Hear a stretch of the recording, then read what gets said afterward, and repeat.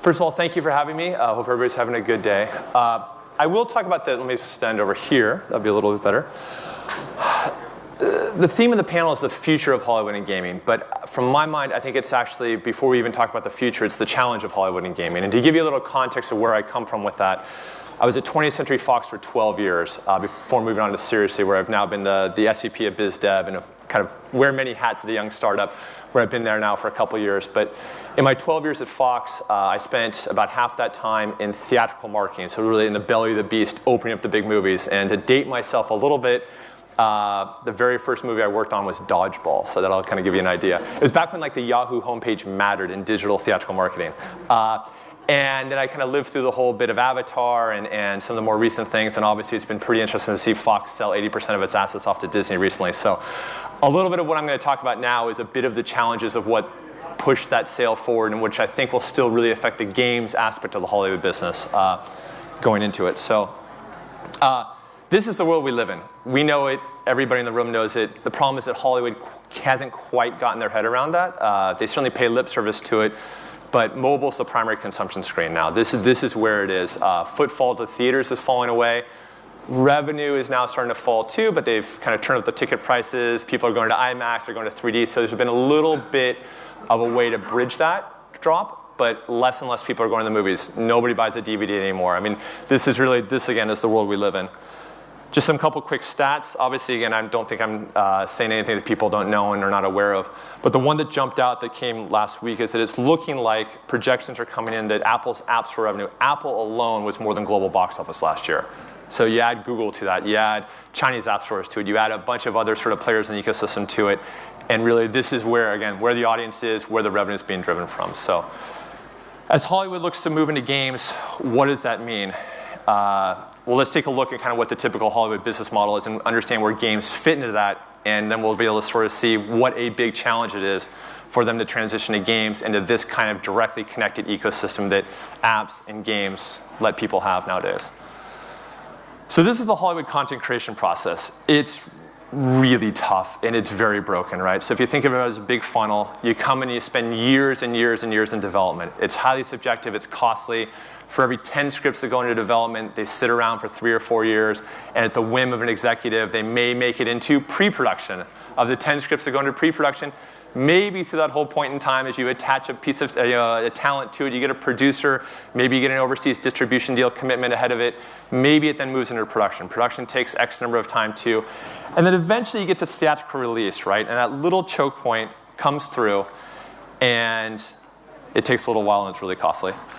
But then when you get to that, this is where Hollywood was very efficient, right? The top of the funnel, really tough. This is where it was fantastic, but this world is changing massively right now. So as you move through each of those windows, theatrical, the airline window, the purchase window, the VOD window, a million other windows that I didn't even put in here, they're slicing the bologna really, really thin. And the studios were great because you got paid in every single one of those windows. But those are B2B windows, and we live in a direct-to-consumer world now. I mean, I want my content directly from the people who make the brand and the characters that I love, right? We all want to subscribe to directly to Netflix. I don't necessarily want to have to deal with 3 people in between the folks that create Avatar. You know, go to Walmart first, or go to Verizon first, or then go, eventually it comes back to Fox. This is changing in a big way. Obviously, lots of players in the ecosystem. Like I said, it's a B2B business, and now a few of those folks are starting to cut through, but for the most part, it's a bit of a legacy. It's a lucrative legacy business, and there will be a number of years where it's a nice, long, steady slide through this, but again, a tough business under challenge. Additionally, in a live service world, you can't go 3 years between your content updates, which essentially is what a movie is, right? Ice Age comes out. You love it. You want to interact with it. Wait 3 years, because at that point in time, the studio is exploiting it, making all the money in the little windows, but as a fan, you want to understand it. I mean, speaking from personal experience, we had a couple mobile games out with Gameloft, great games, 2.5 million DAU, cumulative across the games. I would go to the studio that made Ice Age, Blue Sky Studios.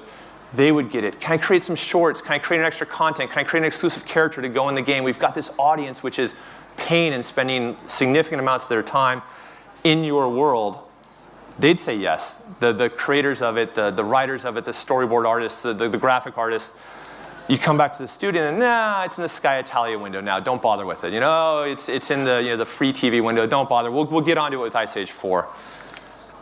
It's not where things are anymore, right? Netflix isn't there. Netflix, you can get to it anytime you want. The App Store, Google Play. In the apps business, certainly, as we all know, you update these things on a regular basis. It's a different world, and it hasn't quite gotten in with Hollywood studios, right? So where do games sit in this, right? So games are this little purple line at the bottom. And games have a lot of challenges with them, right? And this is changing a little bit, and I'll speak to that in a second, as some Hollywood studios look to go a little more direct in their media business with games. But as it is, and certainly while I was there for a lot of years, it's a low risk but high margin business. At the end of my time at Fox, we were doing a nice amount of double-digit $1 million revenue, and it was like an 88 or 89% contribution margin to the studio.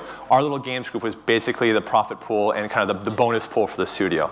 It was great, but again, there wasn't a larger business to be had there. It was just taking the revenue share from EA's game or from Gameloft's games or whatever else too. But in the big scheme of it, that's a rounding error. It's not seen as strategic. It's data-driven, and that's, God forbid, that's just an anathema to the studios. They're getting better at it, for sure. But, you have Nielsen ratings. You have kind of a finger-to-the-wind subjectivity about what's creative or what's not.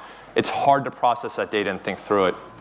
So this is just a tough one. And, again, people pay attention to it in Hollywood from theatrical window to maybe the VOD window, because everything else in that 3-year span of that kind of valley between Ice Age movies, it's done and it's handled through a different partner. The studio doesn't have anybody actively working on it. At the point in time which I left Fox, there actually would be competing Facebook groups between the home entertainment group that would do the DVD and the theatrical marketing that would put it out. And they would speak a completely different way with completely different messages to completely different audiences, because from one window to the other, it just didn't transfer over. So as you're a games group, we did The Simpsons Tapped Out. Wonderful game, has made a boatload of money for EA and for the studio. But even in a successful game, it's really hard to keep everybody happy because there's so many stakeholders in the business.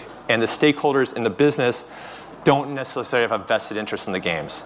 And so we were Fox Digital, and we would make Simpsons Tapped Out with EA. EA wants to cross-promote it, but they kind of do, they kind of don't, because they're only seeing a certain percentage of the revenue. We wanted to push out over broadcast TV and actually advertise it to the main audience that watches The Simpsons every Sunday night in America.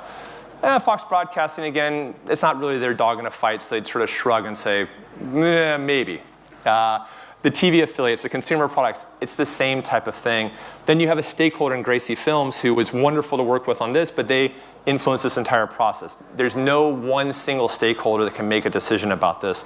And it becomes tough because things fall through the cracks and you just can't scale a business with this many voices in it that don't necessarily have a vested interest in the revenue that comes from it. Every single one of these folks is running a separate P&L that doesn't actually impact the game or doesn't profit from the game. And so at the end of the day, that's a tough way to motivate folks. So that being said, that's kind of where Hollywood stands. I'll now talk a little bit about what we're doing it seriously, and it's one alternative to this. It's one sort of way that maybe it's a different approach to creating IP that could be a bit of a future for Hollywood if Hollywood's willing to get a little more skunk-worky, a little more startup-y, and be a little more entrepreneurial about how they approach it. So for us, we think it's critical to be in the brand business. Some studios get this, some don't. Disney gets it massively. Some just don't have the IP to build this off of. But I mean, this is really a Hollywood model, right? It's all sorts of sort of traditional businesses underpinned by games and underpinned by an IP in the center. Bless you. This is tough to do because you have to be able to create a world and characters people love. But ultimately, you can exploit it on some traditional platforms, on some next-gen platforms like SVOD, but then underpinned by the games. And again, the games are difficult. And we have Wolfgang from our development team here. Like, they're hard. But if you can get that going, you can get it to market with a relatively small team. You can get to revenue relatively quickly while you incubate your IP and while you create your IP. And then you can live update your IP. And again, this is not the troughs of the 3-year cycles between Ice Age movies, right? This is happening on a monthly basis, sometimes twice a month. We're giving the consumer something they want all the time. And that's, again, something where for Hollywood to be successful in gaming, they need to get to a content cycle that's going to be a lot faster. Additionally, again, as we had the couple games with Gameloft for Ice Age a few years ago, that's great. We had 2 games that could talk to each other. But then Gameloft isn't incentivized to put it into their racing games, isn't incentivized to put it in their shooter games, partially because they're wrong demographics, and partially because there's no reason that they don't make a cut from it back to it. This is an IP that can undergird the entire network of games that we're going to build for Best Fiends. Marvel's doing this a bit. Star Wars certainly is doing this a bit, sometimes with internal, sometimes with external devs. It's a right idea for sure going forward with it. But it's all got to be underpinned by a world and character that people love. Ultimately, if you're going to do a license deal for an obscure Hollywood property for, I mean, God, we did some at Fox that were tertiary properties at best. It's great. We get a licensing fee. There's a little bit of revenue against it. Again, low risk. We take the money and kind of move on. But at the end of the day, you got to do it about what people love. And if you don't do it about what people love, you can't live update it on an ongoing basis. People aren't going to be in it 3, 4, 5 years down the line. You can't build a business around it. You can take a quick little bit, but you can't necessarily build a long-term business. And so that's where, in my mind, I think it's going to be tough for Hollywood to get their heads around the game. Data-driven, direct-to-consumer, constant content updates. And I think it's a bit of a next-generation thing for them that's still to come. So anyway, that's kind of running through it really quickly, but I wanted to leave time for questions for sure. So if anybody has any, I'm happy to answer anything.